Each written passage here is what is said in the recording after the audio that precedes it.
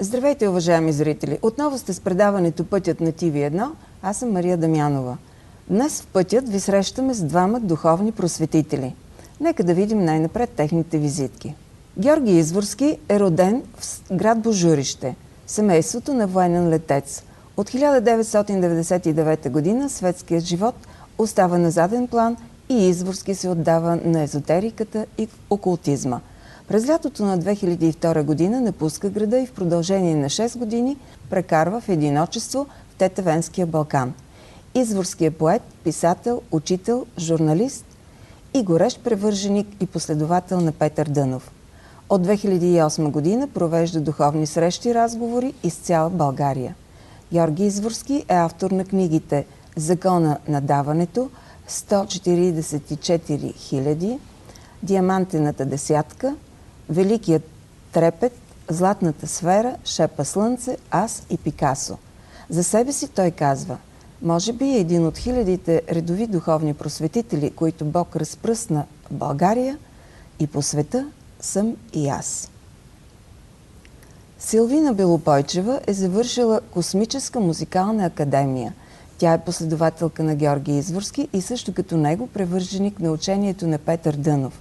През 2008 година Силвина Белопойчева открива близост във вижданията си с Георги Изворски и тръгва заедно с него да водят беседи.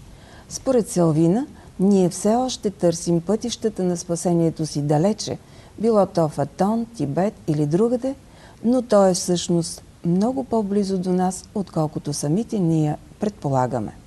Здравейте! Здравейте! Добре дошли в предаването Пътят на TV1. Радвам се, че приехте поканата. При всички респекти, който изпитвам към вас, ще се обърна най-напред към Силвина. Много малко информация за вас в интернет. Това, както се вижда, е изсмукано от пръстите. Защо тази толкова скромно се отнасяте към информацията за себе си? Сама не разпространявате нищо за себе си? Ами някак си от самото начало съм приела тази задача или тази мисия. Не е от скромност, но така съм устроена. Аз съм човек, който няма амбиции, няма желания, нямам кой знае какви големи очаквания за себе си. Аз съм просто служител. И може би заради това не изтъквам толкова много себе си. А откъде идва това име Белопойчева? Когато попаднах в учението на учителя Петър Дънов, запях песните от едно чуване буквално. Сякаш ми бяха абсолютно познати, включително паневритмията. Много хора се изненадаха, когато започнах да пея без да ме познава никой в центъра на кръга паневритмията и се чудех откъде съм се появила. Но наистина много, много близко до мен, много познато и някой каза: ти с твоята фамилия, която в нея има Кара е черно. Да. Не е хубаво да има в името ти черно. По-добре да е бяло. И какво да е бяла песен? Ти си проводник на бялата песен и наистина така се чувствам. И оттам стана тази фамилия Белопойчева. Да, която стана популярна в крайна сметка. Да. Отива ви. Благодаря. Аз ще си позволя да продължа това, което цитирах във визитката, че Бог разпръсна в България и по света духовни просветители и може би един от тях смятате, че сте вие. По-нататък вие казвате: бели и черни адепти вече няма. Няма вече учители и лъжеучители, пророци и лъжепророци. Просто има много човешки души, които когато се събудят, не могат да различат веднага изгрева от залеза. Защо смятате, че няма адепти? Вие самите, и двамата имам предвид, не сте ли тези просветени хора, посветени хора също, които имате, така сте приели задачата да посветите и други? Доста време съм мислил по стария образец и аз. Обаче се установи нещо, което мини през мен и го изпитвам, и това е закон на Вселената, че има тъй нареченото неповторимо повторение на природата. тая пролет, която или тая зима е като миналата, пак е зима, но не е същата, нали? Ето, пак има повторение, но то не е така. Следователно, същото е и при човешкото съзнание. Човека, онова, което е отминало, не трябва да се обръща назад, защото всички посветени, адепти, съвършени и светии казват, че вчерашното не съществува. То е съществувало до толкова, доколкото може да извлечем поука и някаква опитност. Но тя вече е у нас. Значи тя е в нашия склад на разумността, на съзнанието. И след това вече може да го ползваме. Казвал съм неведнъж, че каква е разликата между знание и мъдрост? Каква е разликата? Разликата е простичка. Знанието може да имаме огромно количество знания натрупани, но те остават на теория знания. Като когато ги приложим, на практика стават мъдрост. Значи приложеното знание на практика в живота като действие става мъдрост. Иначе в никакъв случай не е. И заради това старите неща не трябва да се обръщаме към тях и да се задълбочаваме, да им отделяме внимание, енергия, сили, средства, време и така нататък. Ние трябва да гледаме сегашния момент и новото. Защото нашето съзнание, а и ние самите си изменяме всяка секунда, мога да кажа всеки миг. И докато седим тук, ние ще бъдем много изменени, но ще го усетим, може би, след една седмица, след един месец или след една година. Може би да допълня, че Георги никога за себе си не е казвал, че е духовен учител и не се е изтъквал като такъв. Истина е, че е посветен човек и то от небето, т.е. това не е някаква школа земна, където е отишъл в Тибет и е учил и изучавал различни науки, а наистина прекарва в единочество и получава редица посвещения, за да може да се изправи да говори. Просто хората го разпознаха като учителят и започнаха така да го наричат. Но той е много скромен човек. В смисъл, не е тая скромност, която леко като недостатък го възприемаме, но въпреки това никога не се изтъква и със всеки един човек дори се държи като равен и подходът му е такъв. Може би заради това хората толкова го харесват. Да. Много ми стана любопитно, когато разбрах, че вие сте първият човек, роден в България от шестата раса. Не знам откъде е тръгнало това и ако е така, вие как го разбрахте това? Как усетихте? Никога не съм мислил, че ще ставам духовен наставник, учител и така нататък. Аз живеех един нормален, обикновен живот и може да се кажа доста бурен. Защото по принцип съм една такава леко буйна, невъздържана натура. Се занимавах с неща. Обичах риболова, да карам мотоциклет. Екстремните спортове обичах, делтапланеризъм, парапланеризъм. И по принцип, където има тръпка. Много неща не съм опитал, исках да опитам, но вече ми е трудно, в смисъл просто време няма. И от тази гледна точка не съм предполагал, че ще стана, но така се стекоха обстоятелствата, че светлата сила, която е над нас, както и ще да я наречеме, дали е вселенския разум или кратко Бог, беше решил за мен нещо друго, а не така просто да прекарам живота си. В едни дребни удоволствия, така да се каже. И леко започна с да ме вкарват в пътя, така да се каже. И съм вкаран в пътя, разбира се, с изпитания и с страдания. Защото аз не исках доброволно да се поема пътя. И това е съобщение отгоре, като парола беше, че съм първият човек от шестата раса, за да може онзи човек, който пръв ти каже това в прав текст, можеш да разчиташ на него като на себе си и той ще ти стане дясна ръка в работата.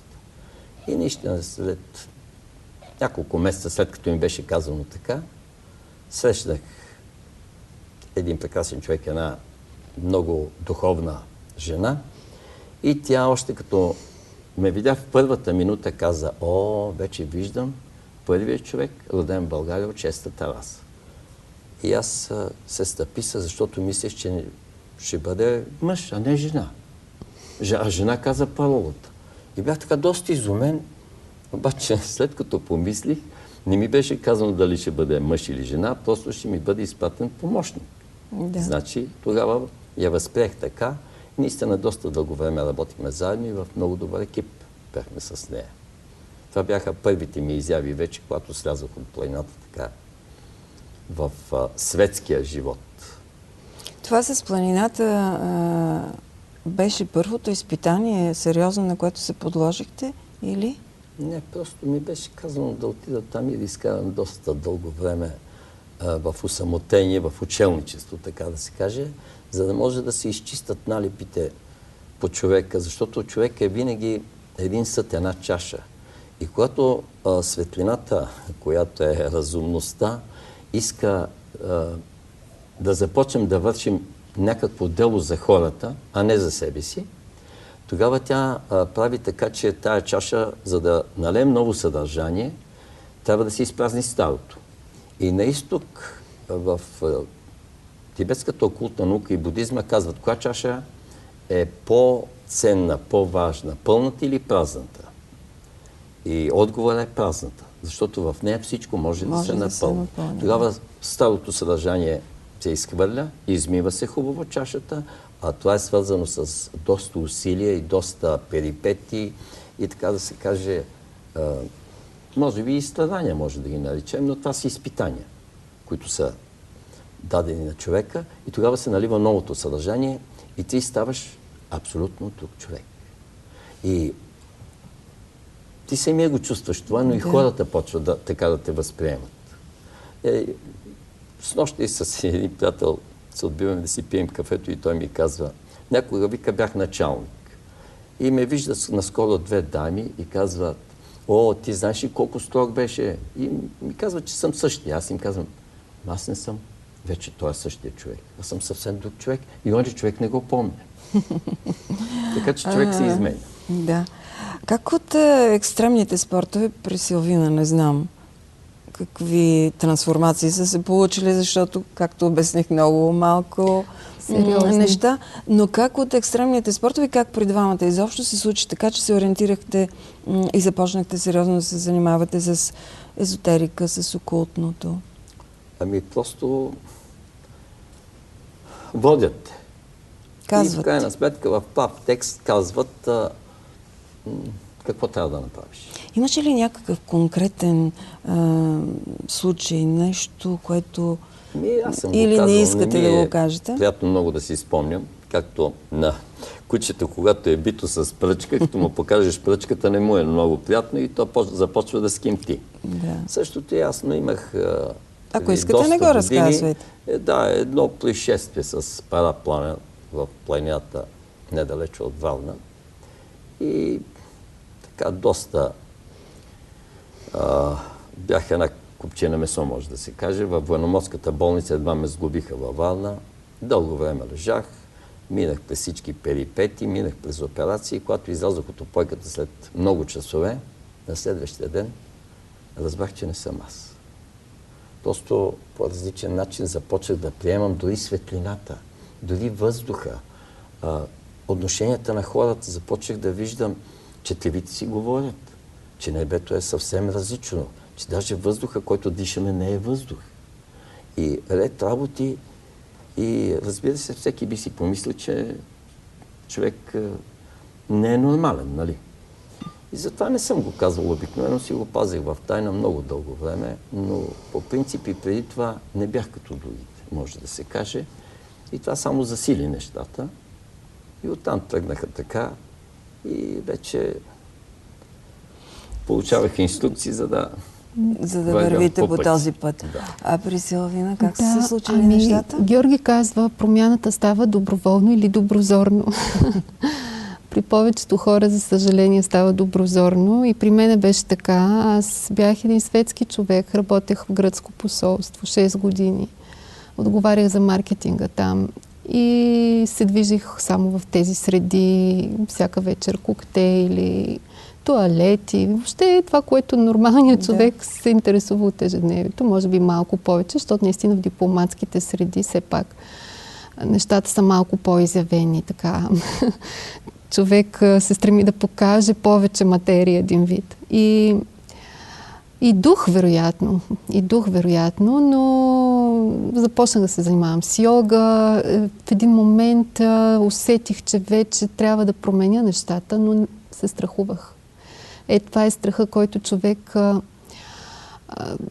е тая спирачка за повечето хора. Понеже свикваме с това установеното и не го преодолях. Уволниха ме от посолството, което беше за мен голям шок, защото смятах, че съм много свързана с това нещо. Един вид като мое семейство.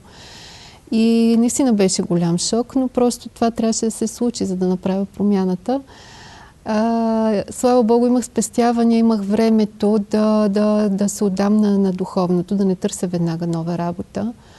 Смятах да заминавам за Индия, в някоя шрам, там да се уча. И тогава всъщност направих тая връзка с учителя, чрез един човек, учителя Петър Дънов, който каза: защо вие търсите се големите пълноводни реки на хиляди километри от дома ви, а не виждате малкото изворче, което е в двора ви?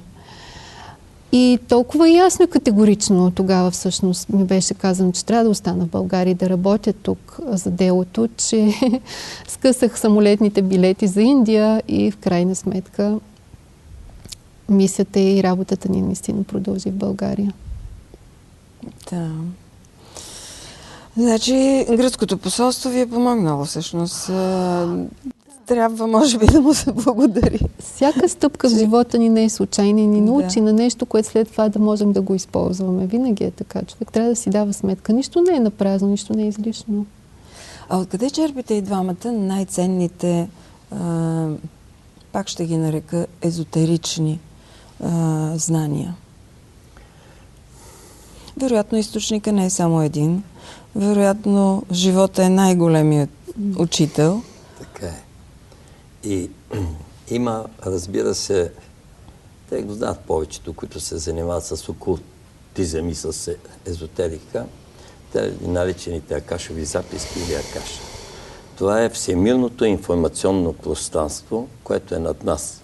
Или това е тъй наречената космическа библиотека, където всички знания се съдържат. Когато човек започва да става така, да се извисява в духа, и разбира се му помагат. Нали, има много сили, които се грижат за него, видими и невидими. Тогава той започва да прави тая връзка и много хора, които се казват контактьори сега, или холизатори е другото им име, черпят директно оттам сведения за много неща. И това е, от тази библиотека обикновено съдържа всичко и важното е човек да има пропуск за нея. Вие имате ли, както се казва, картонче за Кашовата библиотека? Да, този пропуск се получава. Имам и то така звучи хвалебствено за всички отдели. Защото зависи човек докъде е дораснал в съзнанието и по праведност, така да се каже, или по отношението си към живота и към хората, по степента на любовта, мъдростта и истината, които са у него. Така му се дават. И, примерно... Само ще вметна, за да ви кажа, че ние сме правили специално предаване за Акашовите записи. Много често гостите, които ни гостуват, свързват нещата с Акашовите записи. Нашите зрители знаят, запознати са с тази космическа библиотека. Ами тогава... До някъде. Разбира се, това, което вие казвате, в никакъв случай не е излишно, не искам така да ме разберете. Но ще им кажа технологията каква. Да, чудесно. На една селска баба, аз познавам такива ясновидки, нали, врачката, която е на селището или на няколко села. Тя има, така да се каже, пропуск от първия етаж или от първите няколко сектора на космическата библиотека. Тя може да каже, че дядо Иван, след като си е загубил козата и отива при нея и вика: Пенке, къде ми е козата? Тя вика: в съседното село, в последната къща, я виждам, че е там. Но тя не може да обеме за целия свят нещата, които са за сега, настоящия момент и за бъдещето. Докато по-извисените духовни наставници, учители, които имат връзка и достъп, те получават много по-подробна и по-голяма информация. Но не винаги я споделят. Те нямат право и да я кажат. Тя информацията се разделя на две. Сигурно тук, щом са запознати с тия неща, се знаят. Едната за собствена консумация, т.е. на адепта, на учители и така нататък, а другата той може да я каже на хората и човешките уши да я чуят. И зависимост той самия докъде е дораснал в добродетелите и в космическите принципи и как ги прилага, затова има пропуск. И наистина, пак повтарям, мога да измъкна информацията, но аз не мога да я кажа на хората. И остава само за мене. Аз просто нямам право да я кажа. И затова, когато казвам, аз обикновено избягвам да посещавам. Ако е необходимо на някоя беседа и лекция да кажа нещо, го казвам. Те всички се чудят защо толкова добре съм запознат с учението на учителя Петър Дънов или духовното му име е Бейнса Доно. Да. А то е простичко. Защото аз четва всичко и когато го цитирам, аз не съм учил 7500 беседи. Не. Аз съм почел една книга от него и тук теме някоя мисъл. Обаче, като говоря като него и знам, че като го цитирам него. И при мен идва един човек и казва: господин Извърски, аз не ви повярвах, обаче онова, което го чух от вас, след 3 месеца го прочетох в една беседа на учителя 1:1. Ми вика, моето момче, защо не ми повярва веднага на беседата, ами се излезе с едно леко негативно чувство, че ето Извърски не говори истината. А след това дойде, имаше мъжеството да дойде и да ми се извини. И аз викам, ти наистина си прекрасен истински духовен човек. Защото духовен човек, каква е разликата между духовния човек и обикновения човек? Обикновеният човек, ако извърши някаква грешка, може да я поправи, може и да не я поправи. Но духовният човек е длъжен да я поправи 1000 на 100. Да. Силвина, имате ли пропуск за библиотеката? Не мога да кажа точно за кой отдел имам пропуск, но при мен се случва следното. Винаги преди беседа, всъщност не винаги, само при определени случаи, не при всички беседи наистина, но сутринта се събуждам и започва да текат мисли. Буквално цяла лекция. Напоследък почнах да си ги записвам в момента, в който се появят. И много, много интересни неща. Повече са като картини при мене. Картини, които като поразсъждавам малко, наистина ми се разкрива много, много информация. И така работи. Може би да кажа за Георги. Той, освен че има достъп до всички нива, словото му се подплатява с живи примери от живия живот. И всъщност това го прави толкова достъпно. Той говори на много достъпен език. И понеже наистина има много богат живот, е опитал над 30 професии ли бяха, видял живот от толкова много аспекти, че с който и да говори, успява някакси с неговите примери да му представи тия космически принципи, за които става въпрос, по един много земен и човешки начин. Да. Така че... Какви са хората, които посещават вашите лекции? Може ли да се направи профил на вашата аудитория? Профила и да се направи е трудничко, но са всякакви хора. Най-разнообразни, но много интелигентни, чувствителни хора, определено. И светли хора. Да. Да, хора с различни хора. Най-точната дума е това е много хубаво, което казвате. И обикновени хора, строители, идват шофьори, монтьори, така може да се каже. И идват хора, които вече са направили име, професори, академици, отделно и лекциите лекари. Ги слушат буквално всякакви хора. Аз наскоро отивам в един склад за строителни материали да пазарувам. И един шофьор ми се усмихва, гледаме настоятелно и ми се усмихва и ми казва паролата: Георги Извърски. Сини светнали сини очи беше. Това за търсещите хора кореспондира с нашата зрителска аудитория, защото нашето предаване Пътят е за всички търсещи хора, така че много се радвам, че намираме една обща точка. Скъпи зрители, вие сте с предаването Пътят, а наши гости са Георги Извърски и Силвина Белопойчева, с които разговаряме за езотерика, най-общо казано. Но за да продължим нашият разговор, ще се опитам да припомня какво е определението за езотерика според Уикипедия.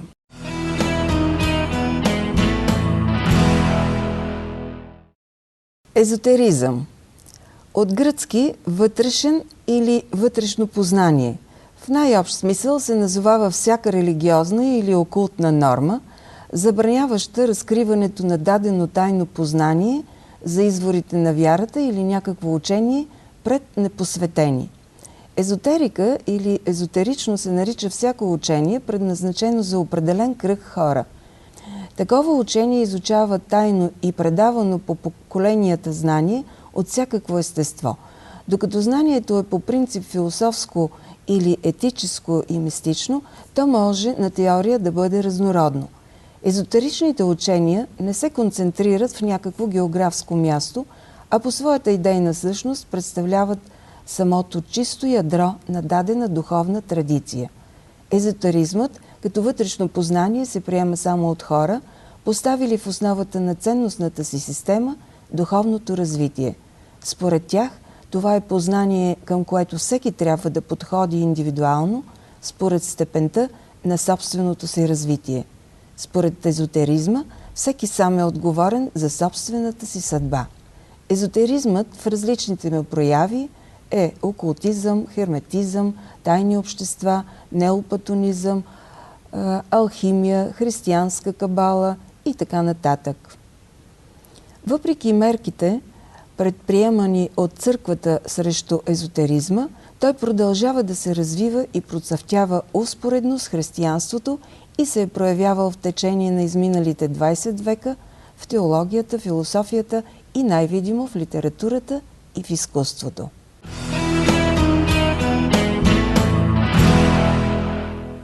Съгласен ли сте с това, което Уикипедия казва за езотеризма?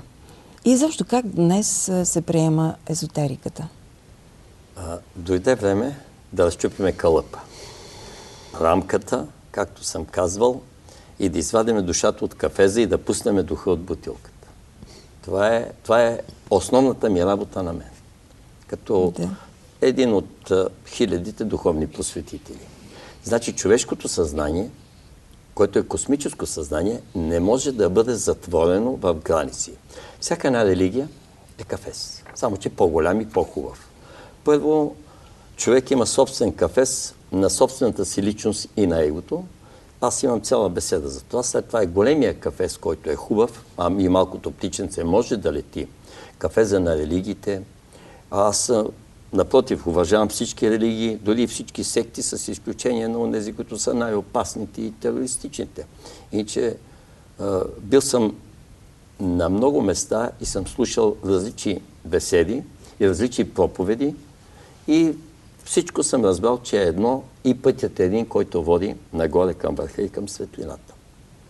Но точно това, езотериката сега вече стана популярна и общо достъпна. Защо? Защото през последните 2000 години от идването на Спасителя на земята, на нашия Господ, започва да се издига човешкото съзнание. Има 3 степени на извисяване на човешкото съзнание. Първата степен е човек да се очовечи. Дори в човешко тяло, в него има превес на животинското начало. Така. И затова се казва полускотско съществуване. Човек, когато води и когато убива, аз вече и муха не убивам, макар че имам такива грехове, като ловец и риболовец. Сходил съм и на лов и на риболов. Така. Но, значи човек трябва да се очовечи, когато престане с тези неща. Исус затова дойде, за да очовечи човека.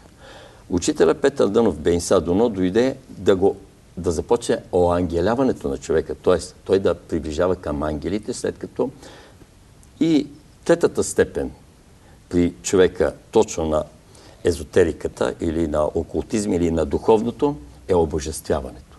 Обожествяването вече става на напълно праведен човек, който приближава съвършенството и се приближава до светията. Това са 3 степени. И сега първото нещо, което е от човеците, които са, да се направят ангели. човек, когато е оставил всичко животинско от себе си, не само по отношение на най-прости обикновени неща, но се е обърнал към светлината и работи само с добродетелите. Каква е разликата? Разликата е, че когато още имаме някаква животинска същност у себе си, ние слугуваме на пороците. Пороците са всеизвестните 7 смъртни греха на църквата. А когато работим с добродетелите, добродетелите са благородство, великодушие, благоразумие, щедрост, смелост, вярност, милосърдие, жертвеготовност, докато пороците се знаят какви са. Първият най-големия порок е егоизма, горделивостта на човека, егоцентризма, завистта, алчността, дори и лакомията, похотливостта, мързела. Това са все пороци. Човек има ли ги пороците, още не е оставил животинското. Когато престане с пороците, вече преминава към ангелите. И това е основното на тия духовни учения, всичките, които са. Смятате ли обаче, че на това преминаване към ангелите, да не говорим пък за обожествяването, може да стане масово? То ще стане рано или късно, когато Земята по принцип пътува. Тя минава сега през фотонния пояс и ще влеземе в четвъртото измерение. В четвъртото измерение ще влезат само съзнания, които вече са с ангелско съзнание. Човешкото съзнание просто самата природа, както пътува, защото нашата планета пътува, Слънчевата система пътува, галактиката пътува, всичко пътува към център. Център към център. И галактиката пътува към центъра на Вселената. При това, тия изменения, които стават, това е великия преход. Няма друг. И то се усеща. Ето, цяла зима валяха дъждове, сега през пролета започнаха снегове. Дори и самата природа да погледнем и да обърнем внимание, ние ще видим, че тя се изменя. Значи, а що остава с човешкото съзнание? И е хубаво доброволно, както съм казвал, да си го изменим и да започнем да работим с добродетелите и да ставаме истински хора. Защото иначе ще ни накарат на сила, а който не иска дори и на сила, просто ще напуснем тази планета. Това е звездния код на промяната, както казва Георги. Това е една космическа прогресия буквално. Аз го наблюдавам. Георги казва казали са му, че е първия човек от честата раса. Тогава нещата вероятно са били много по-бавно, по-трудно са ставали нещата с много страдания. Сега наблюдавам хората, колко им е по-леко, защото вече са много, срещат се все повече с родни души. Някак си идеите вече трептят и материализирането тук на земен план става много по-бързо и по-леко за хората. Ясно е, че няма да е някакъв масов процес, но така или иначе с всеки един човек на земята се работи. Се работи до последно.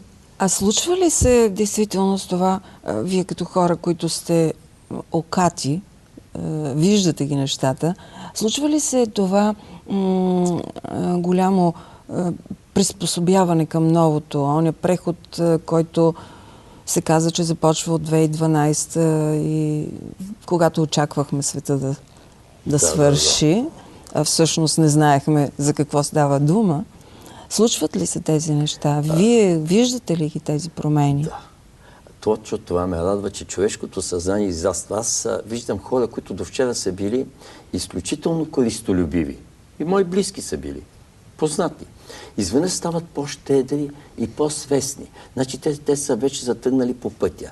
И ме радва точно това, че на много, да кажа, на 50 такива човека, които тръгват по добрия път, така да се каже, един преминава от добрата страна пък към лошата. Има и такъв процес. Значи той е зациклящ и обратен процес. Това е инволюция. Другото е еволюцията. Пътя на еволюцията на израстването. Но на влизане в духовното. Но вече има... това са първите, така да се каже, зачатъци, първите наченки на новото, което е, че духовното започва да навлиза навсякъде. Значи, аз съм го казвал и пак ще го кажа. Духовното трябва да влезе в политиката. Не стане ли политиката духовна, тя ще спре да съществува. Не стане ли бизнеса духовен, също. Започва да прелива едното в другото. Всяка една култура, всяка една в науката, във всеки един профил на живота, трябва вече да се поставя на духовна основа, не толкова на материална. И то е така, истина. Сега няма да споменавам имена, но бизнесмени, хора от всякакви кръгове, обществени прослойки се обаждат, търсят контакт с нас. Не само с нас, вероятно. Стават търсещи хора. Наскоро с един много богат човек такъв се срещахме и той така слушаше внимателно. И се вижда промяната. Наскоро пък на представяне на книгата Аз и Пикасо в Пловдив бяхме наскоро. И на наши приятели дъщерята беше дошла с тях. И беше безкрайно изненадана, че половината й съученици ги срещна там. И бяха всички толкова изненадани да се видят на такова място. Така, че...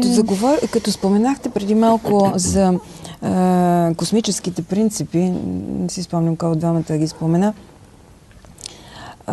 човеците или ангелите са в основата на семейството на светлината, за което вие споменавате в някои от книгите си и лекциите, които изнасяте.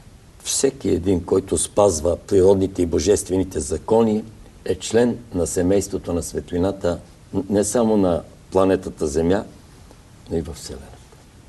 Това са природни и божествени закони. Когато човек се научи да ги спазва, той моментално става светия. Веднага. Но да ги спазва твърдо и да не се отклонява на милиметър, на йота от тях. Ето това е. А те не са чак толкова сложни, не са толкова трудни. Значи на човек му изглежда невъзможно, но не. То е възможно. Трудно е, но е възможно. И има много хора, които вече живеят по тия принципи и по тия закони и са здрави, богати и щастливи. А великите космически принципи всъщност са любов, да, избройте ги. Те са 7, мога да кажа 5-те, които са основни, както са лъчите на пентаграма и 3-те. Аз съм написал доста за тия 3-те лъча, които са двупосочни на пентаграма ни, но 5-те лъча на пентаграма са любов, мъдрост, истина, справедливост и добротворчество. Като на 3 от тях се крепи Вселената, на любовта, мъдростта и истината.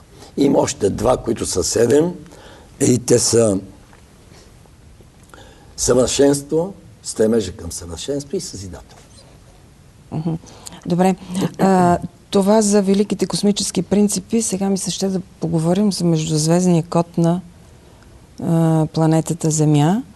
Мисля, че Силвина преди малко спомена нещо за този междузвезден код,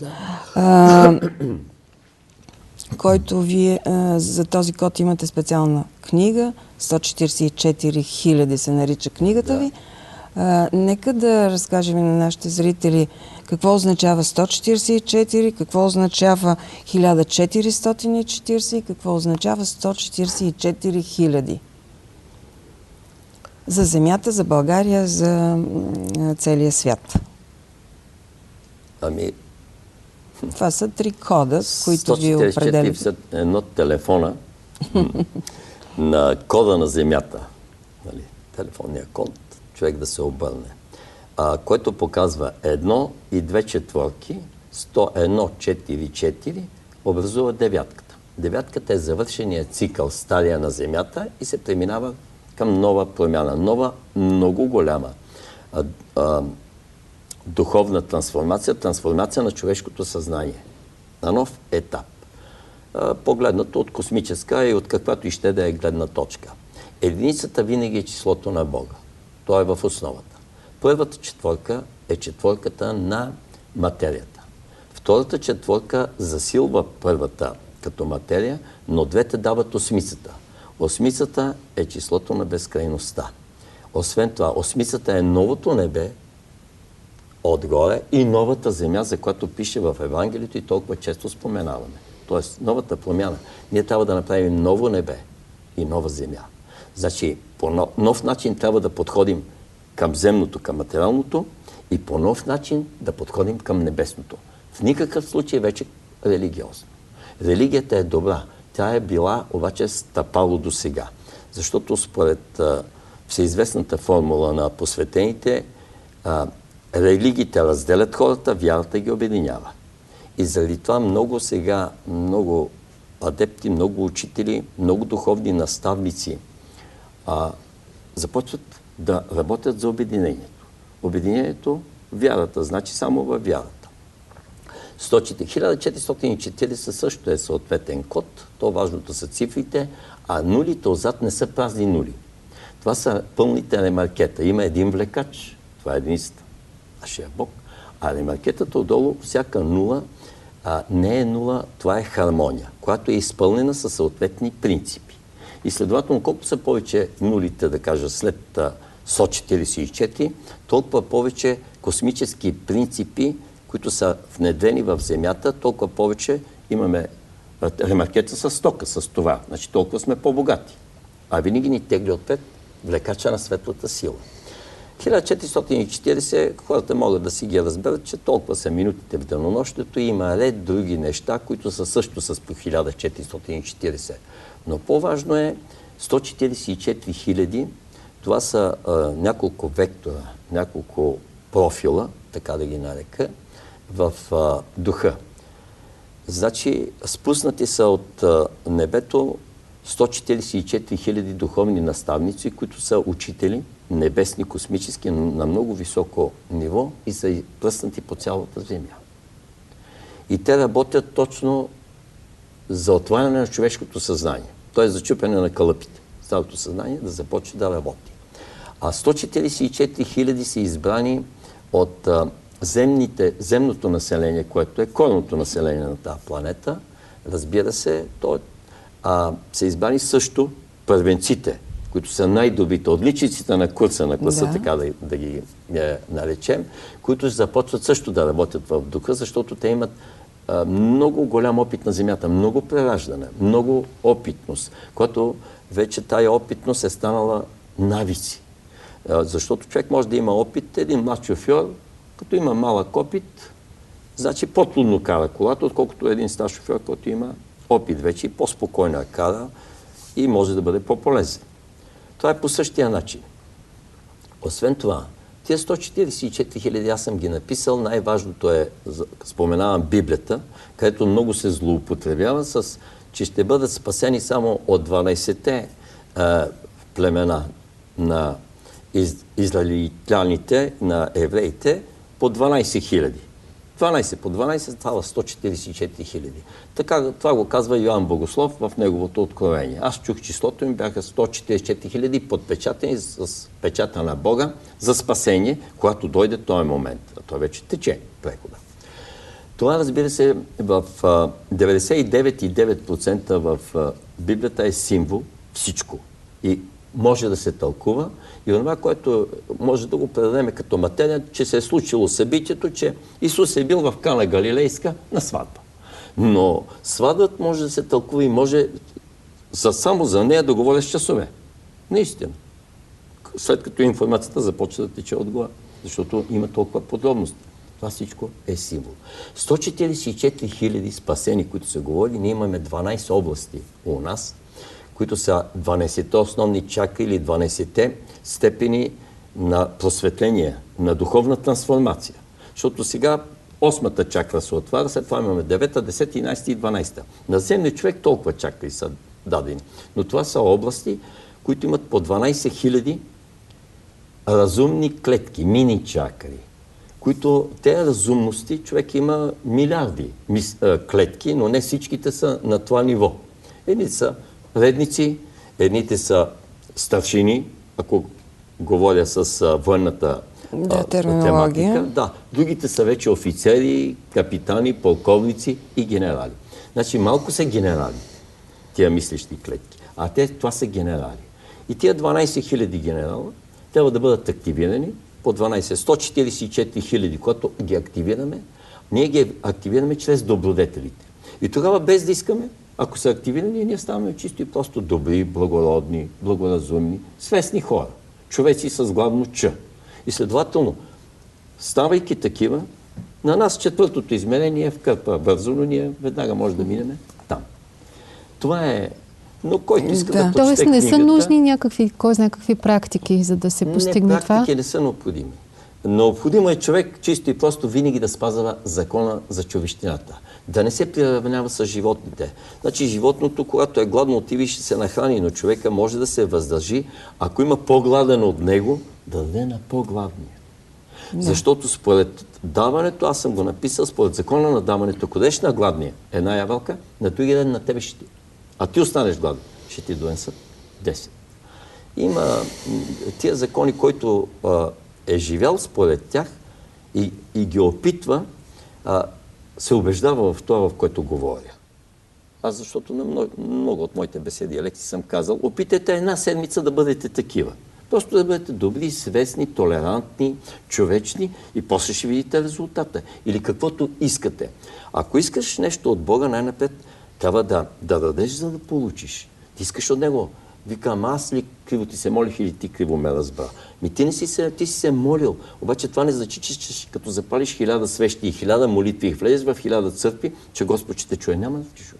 Но ако излезеш от църквата и нахраниш едно бездомно куче, което се върти и го вижда, че е гладно, дори му купиш един геврек, имаш възможността и дадеш на животното, той моментално ти пише не 1000, а 5000 свещи, 5000 църкви, 5000 молитви. Това е. Това е така, защото ние помним някои неща избирателно. Ние сме запомнили, че там някъде е казано поискай, ще ти се даде, ама не знаем, че преди това трябва и ние да дадем, за да ни дадат и на нас. Но сме запомнили втората част, защото тя повече се харесва, нали? Значи, наистина, човек трябва да бъде поне с някаква постъпка, с някакво благородство, наистина с някаква благословия. Ако не може, не е обязателно да дадеш пари на някого. Не. Върви му свърши някаква работа, помогни му дори една блага дума. Една добра дума, когато човек е отчаян, като му кажеш и тя го въздига. Това също е нещо, което е много ценно. Това също е добродетел. Да. Ще ми се да ви попитам нещо, което и мен и зрителите сигурно занимава. Споделяте ли теорията за рептилите? За онези влечуи, които имат способността да добиват човешки образ и за които се говори, че са на доста високи постове в управлението на света. Ами, толкова много работи знам, че кажете това, което ви е казано да казвате. Да, което не мога да кажа на този цяла лекция. Имам цяла лекция за тях, че чисто и просто трябва да ги приобщаваме, да им стоплим сърцето. Защото те имат и друго ДНК леко изменено. Има ги, разбира се, и познавам много от тях. Много познавам. Лично. Които са идвали при мене и са търсили помощ, защото и имам един успех, като мога да кажа, че на една жена стоплих сърцето за няколко месеца, след като тя започва да изпълнява това, което и казах. Значи това е, че те имат така, те ги водят студенокръвни и от този клон на рептилите, казано така, на мекотелите, може да се каже. Но за тях мога да им излъчвам, аз винаги съм им излъчвал само обич и любов и колкото може енергия, защото това е последната инструкция на светлата сила, че би следвало аз и такива като мен да ги обичаме и да се стремим по всякакъв начин да ги приповдигнем, защото те наистина са... това е доста нещастен. Човек се усеща доста нещастен, когато не може да има този емоционално-чувствен комплекс. Нито към близки, към деца, той просто студено подхожда. И той повече е лицемерие от негова страна да се прави, че е много мил, много добър и така нататък. А му е трудно. И следователно, когато му се стопи сърцето, той вижда колко е прекрасен живота. Верно, труден е. Започват страданията, започват мъките. Но точно това е хубаво на този живот. Да ти бъде горещо сърцето. И поради тази причина... За вас, адептите, не е трудно да различите, да познаете рептила. А как да се справят непосветените хора? Как аз да видя срещу себе си студенокръвния и да поискам да му стопля сърцето? Ами точно, по-добре да не делиме хората. На всеки. Това е на всеки да поискаш да стопли сърцето.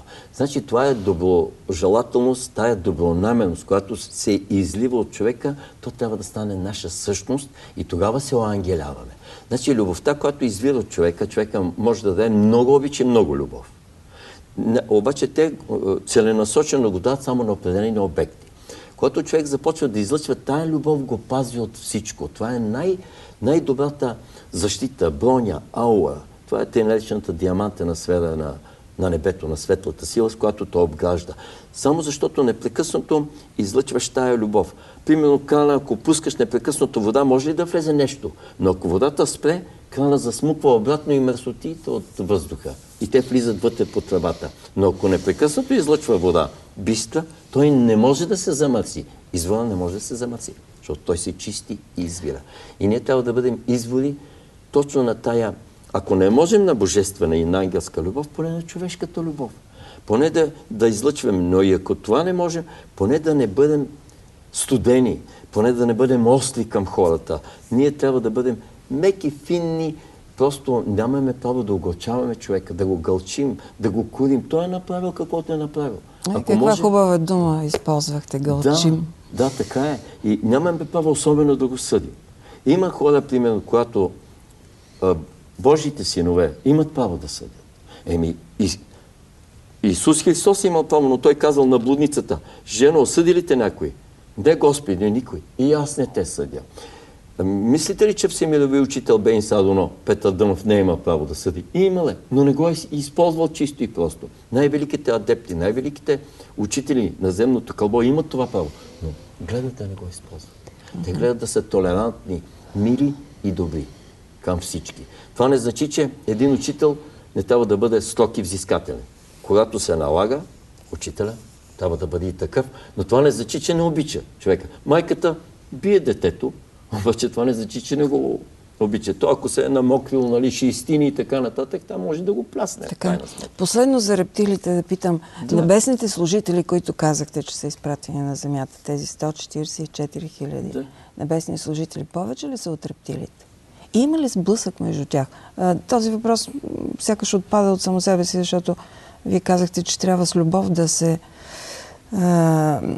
отнасяме към тях, но все пак има ли някакъв конфликт? Не, ще си позволя или леко да отговоря, или да заобиколя този въпрос. Ако искате, може да не ми отговаряте, ако не е дадено да отговаряте. Аз имам съвсем друго отношение към тъй наречената тъмна сила и онова, което са говорили в положение на хиляди години, не е точно така. Тъмната сила съществува, тя е коригираща сила. Значи, те, които са слези, тъй наречените паднали ангели, всички са от светия нагоре. Всички са архангели, всички са светли, прекрасни същества. И по-добре служат на Бога от мен. Те са по-послушни и по-точни, и по-трудолюбиви. Аз се смятам за бял адепт, а те не се смятат и не мога на никого от тях да каже, че е черен адепт. И заради това казвам, няма пророци и лъжепророци. Те си изпълняват службата. И поради тая причина не мога само да говоря за светлината и за бъдещето и за днешния ден, че ние всички трябва да се приобщаваме и да излъчваме любов. Тогава, ако излъчиш любов и на най-големия престъпник, мога да кажа, тогава той при всички положения, тая любов влиза в него и той ще се измени малко или много. В това съм се убедил, защото имам стотици случаи, когато хората не могат да понасят някой, Силвина е свидетелка, как мога и как контактувам с хората и те как се обръщат към мен. Когато дадеш обич според закона на Вселената, онова аз съм го написал като това е Вселенската конституция или морално-етичния кодекс на Вселената, който се казва взаимообмен или взаимоотдаване. И аз съм добавил взаимоотдаване на добродетели. Каквото дадеш, това ще получиш. Това е основната космическа конституция. Значи, ако дадеш обич, получаваш обич. Ако дадеш омраза, получаваш омраза. Рано или късно, няма значение. Ако обереш някой и го ощетиш, ще бъдеш обран и ощетен. И когато някой каза, аз загубих тия 1500 лева, защо? Защото си ощетил някого, моето момче. Ти си ръководител, ощетил си някой, не си платил на някого нещо и небето чисто и просто ти ги взима. И заради това, затова си мирувай и гледай. Помоли се на Бога и направи някаква благотворителност. Защото ние по този начин трябва да изправяме грешките си. Ето, това е взаимообмена. И заради това, когато човек излъчва добри неща, рано или късно те му се връщат като добри. Затова се казва, направи добро и го хвърли в морето. Убедил съм се, когато на човек му е най-необходимо нещо, каквото и добро да е направил, но не е получил веднага, а и не е и очаквал тогава, нали? Значи правиш добро и забравиш, че си го направил. Понеже времето ни излетя, ще помоля Силвина да каже две думи за последната книга. Вие сте редактор на тази книга. Аз и Пикасо е Аз книга. и Пикасо, книгата, да. Аз даже очаквах повече така да говорим за нея, защото това е една телевизия за култура, доколкото така познавам нещата. Това е книга, която Георги, всъщност тя е за него автобиографична, но в нея той описва живота си с Димитър Казаков Нерон. И е невероятен източник на мъдрости от живия живот и от кухнята на случването на творчеството, което те заедно са постигали. Това е част от онези лудите години ли? Да. Това е началото. Защото с Нерон няма как да се случат по-кротки неща, тривиални неща не могат да се случат с такива хора. И аз съм свидетел, нали, колко е интересен живот, както сме с Георги. Добре, надявам се това, че не говорихме много за книгата, пък да предизвика интерес у нашите зрители, да я потърсят, защото аз надяваме се прелистих отгоре. Много интересно. Приятелите да се запознаят. Добре, но за сметка на това пък ще приключа днешното предаване с една притча, която е пак от ваша книга. Това е традиция в нашето предаване. На финала винаги да предлагаме на зрителите една притча.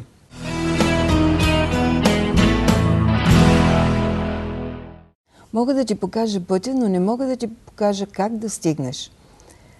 Един адепт седял през лятото на пясъка край морето и чакал изгрева.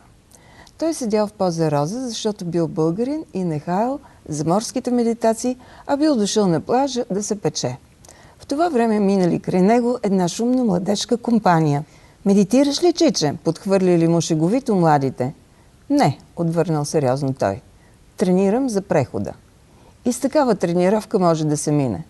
«Точно с такава», рекал адептът. «Постойте с мене тук известно време и ще се убедите». Насядали наоколо младежите, но скоро слънцето започнало да препича, бил най-горещия летен ден. Не им помагали ни шапките, ни тъмните очила, ни кремовете. Започнали да се отказват. Едни, защото просто им омръзнало, други отишли да пият кола и хапват сладолед, а на един момък толкова се нагрели обеците, че започнали нетърпимо да парят и той избягал под най-дебелата сянка. С адепта останало едно единствено момче, което било без шапка, без очила и без обеци. Така изкарали до залез слънце. «Синко», рекал адептът, когато небесното светило се скрило зад хълмовете, колко човека са в твоята компания?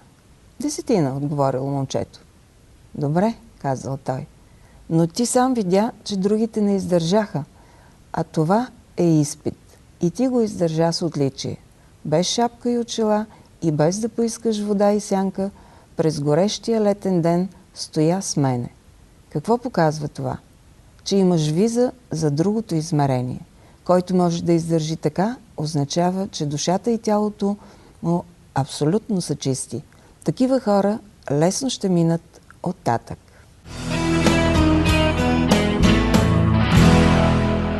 Скъпи приятели, днес в предаването «Пътят» ни гостуваха Георги Изворски и Силвина Белопойчева. Очаквам ви и следващата седмица по същото време. Останете с програмата на TV1.